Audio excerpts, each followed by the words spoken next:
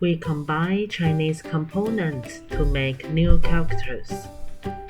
Let me show you how one word combined with three radicals transforms into three characters.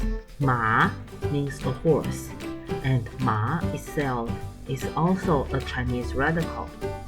I'll combine Ma with three Chinese radicals. They are 口 mouth, 虫 insect, and 女 female. All the radicals will be on the left side of Ma, and I'll introduce them one by one. Ma is a question particle. It's the left 口 mouth and the right ma horse. We add it to the end to make the sentence a question. When we meet, we say 你好 and 你好 means hi.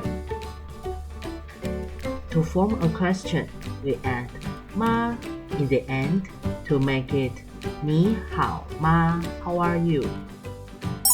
Ma means an ant is the left 虫 insect and the right ma horse.